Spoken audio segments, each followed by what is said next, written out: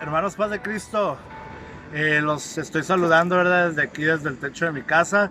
Ya es un poco tarde, espero que se pueda apreciar bien. Y de cualquier forma, pues podemos escuchar este mensaje que Dios ha puesto en mi corazón y espero que sea de mucha bendición para ustedes. Doy gracias a Dios porque en estos días, aún a pesar de lo que está sucediendo, todavía me encuentro bien, gozando de salud, gozando de un trabajo, con la bendición de tener a mi familia, pero sobre todo con la bendición de tener a Dios. Y espero que ustedes también se encuentren bendecidos. Muy bien, hermanos, quiero entrar de lleno a la palabra de Dios. En esta tarde quiero compartirles acerca de un hombre que fue el general del ejército de David. Él se llamó Joab. Y escuche por favor un versículo que está en el primer libro de Reyes, en el capítulo 2 y versículo 28. Dice así: y vino la noticia a Joab, porque también Joab se había adherido a Adonías, si bien no se había adherido a Absalón. Y huyó Joab al tabernáculo de Jehová y se asió de los cuernos del altar. Muy bien, hermano, pues yo quiero hablarles acerca de este pasaje, ¿verdad? Y de quién fue el personaje de Joab. El personaje de Joab fue uno de los personajes más importantes alrededor de la vida del rey David, porque fue el capitán de su gran ejército, ¿verdad?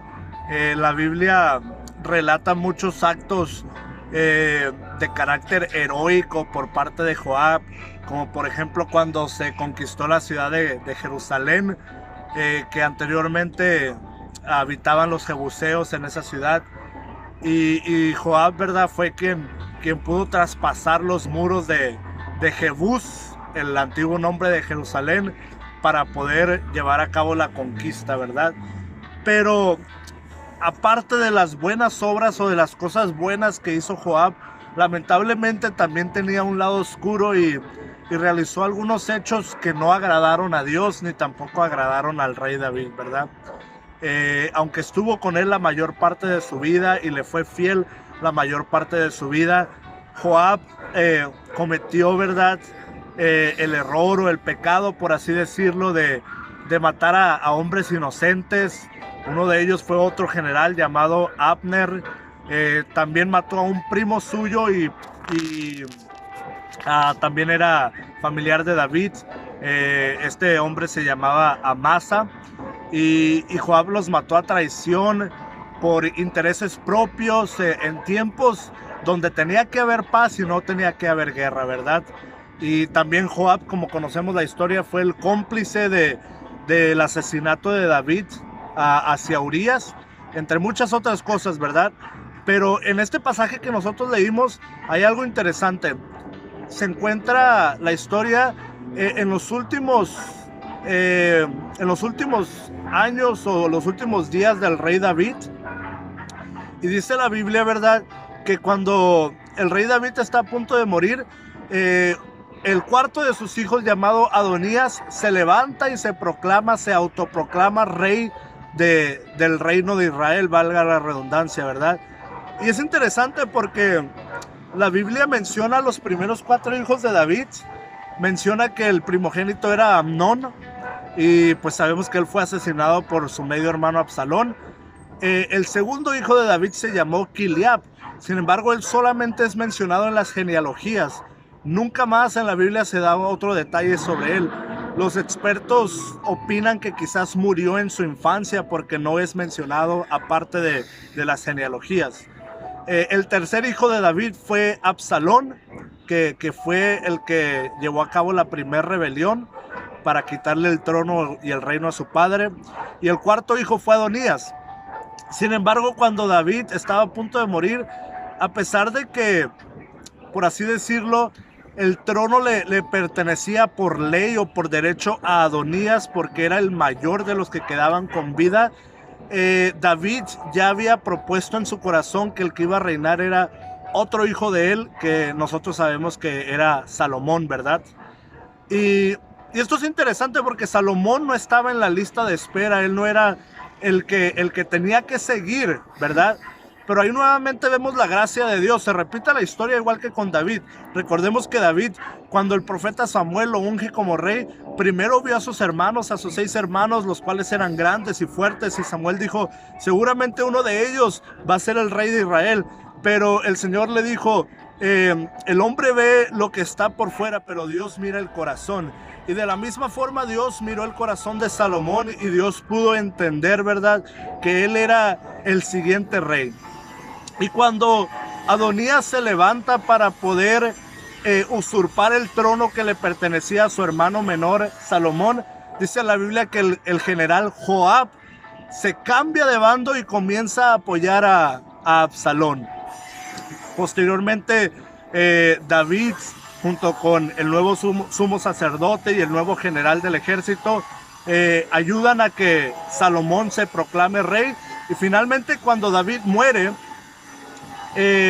Salomón tiene que hacer algo que lamentablemente fue necesario, ¿verdad? Había una disputa todavía por el reino y Salomón tuvo que, de alguna forma, pues quitar del camino a su medio hermano Adonías. Y cuando esto sucede, Joab se queda totalmente solo. Y ahí llegamos a lo que acabamos de leer.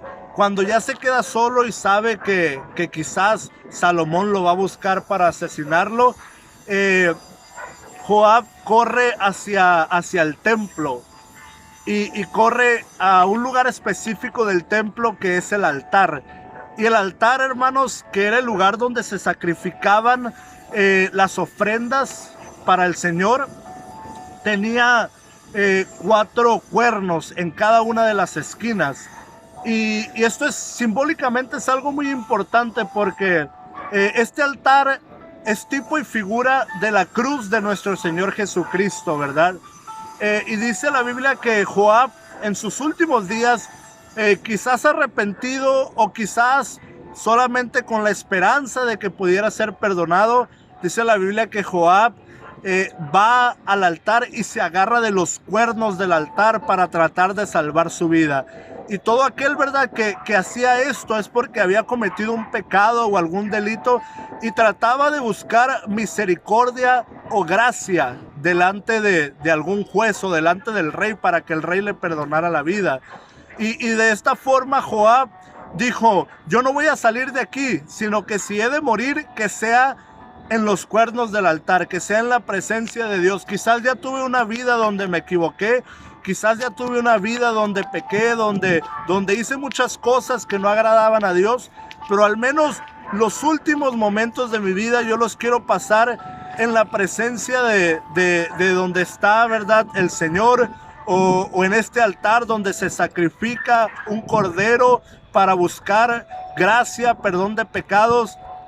Y hermanos, yo no le podría asegurar si Joab llegó a ser salvo, si llegó a ser perdonado por Dios. Eso es solamente algo que le corresponde al Señor. Pero si él lo hizo de todo corazón, yo estoy seguro que el Señor le pudo perdonar. Yo estoy seguro que el Señor quizás le perdonó y le recibió, ¿verdad?, en su presencia. Pero más allá de eso, yo quiero enfocarme un momento más en eso que mencioné, de que ese altar es tipo y figura de la cruz de nuestro Señor Jesucristo. Estamos en tiempos peligrosos donde muchos de nosotros quizás nos hemos apartado, nos hemos desviado, nos hemos equivocado en nuestro camino. Y quizás como Joab, algunos sentimos que estamos viviendo los últimos días, ¿verdad? Sin embargo, es un llamado de parte de Dios para ir y buscar los cuernos del altar, para ir y buscar su presencia, para ir y buscar tomarnos de la cruz del Señor.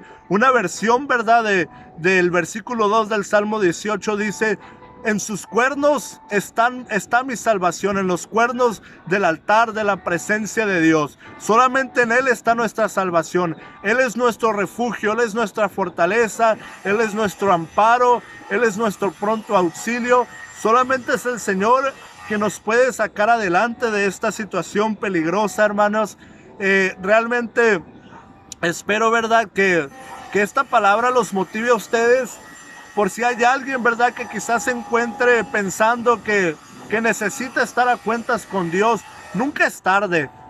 Joab, ¿verdad?, quizás en los últimos momentos de su vida se arrepintió. Y repito, si él lo hizo de todo corazón, yo estoy seguro que el Señor le pudo perdonar porque Dios es misericordioso. Yo siempre he visto las historias de hombres como Judas o como Saúl, que le fallaron al Señor, y yo estoy seguro que si estos hombres se hubieran arrepentido al final de su vida, Dios les hubiera perdonado. Yo estoy seguro, por ejemplo, que si Sansón se arrepintió en el último momento de su vida, Dios le perdonó, ¿verdad? Sin importar que quizás él había cometido muchos pecados, muchas equivocaciones. A lo que quiero llegar, hermanos, es que la gracia de Dios es inagotable siempre y cuando haya un arrepentimiento genuino. Yo los invito a que busquemos esa presencia de Dios, y que busquemos tomarnos de los cuernos del altar, que es la misma presencia de Dios. Hermanos, espero que esta palabra sea de bendición. Les ofrezco una disculpa porque sé que realmente se mira muy poco. Voy llegando del trabajo y no pude grabar el video más temprano, pero espero que sea de mucha bendición para su vida. Dios les bendiga, les mando un abrazo y nuevamente les repito que los amo en el Señor. Hasta luego.